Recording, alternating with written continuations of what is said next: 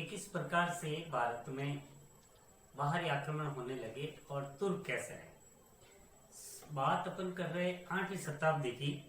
और 8वीं शताब्दी में जब अरब आक्रमण होने लगे थे तो उनके लगभग 2 शताब्दियों के बाद, 2 शताब्दी का मतलब है लगभग 200 वर्षों के आसपास की बात है।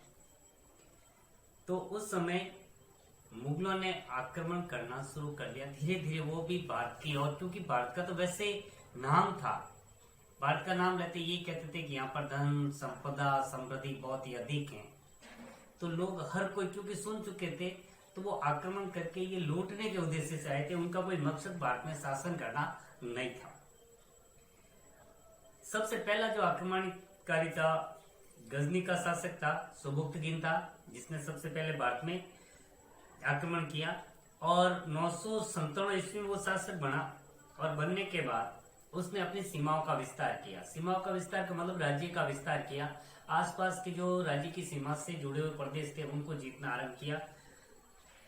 इस प्रकार धीरे धीरे वो आगे बढ़ता गया और उत्तर पश्चिम क्षेत्र में आगे बढ़ा और भारत के उत्तर पश्चिम हिस्से से आक्रमण करने के लिए वो लालायित हुआ था। क्योंकि जो भारत पे आक्रमण हुए थे वो वास्तव में धोखे से हुए थे और राजाओं पर जीत भी जो की थी वो धोखे से की थी। तो उस समय भारत के उत्तर पश्चिम भाग पर जो शासन था वो एक शासक थे, जयपाल का शासन था, योगी राजा थे, शाही वंश के थे ये। तो उस समय सुबुक्तगिन ने आक्रमण किया था, तो लंबा संघर्ष भी हुआ था, बट सुबुक्तगिन के धोखा और षड्यंत्र के द्वारा वो विजयी हो गया और जयपाल हार गया था। तो इस प्रकार से सुबुक्तगिन का प्रारंभिक जो अधिकार है पेशावर्तक हो गया। 907 ईस्वी में 997 ईस्वी के आसपास जब सुबुक्तगिन की मृत्यु हो गई तो उसके स्थान पर महमूद गजनवी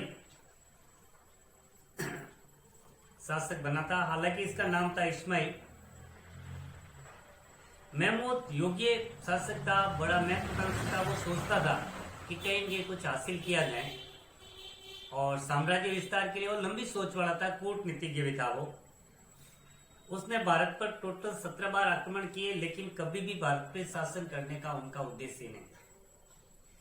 उसने सिर्फ एक ही बार ऐसा विचार किया था कि भारत में सिर्फ आक्रमण करना और आक्रमण से जो भी हिस्सा हाथ लगे, जो भी लूट का सामान, वो यहाँ पर लेके आना और अपने देश को समृद्ध बनाना।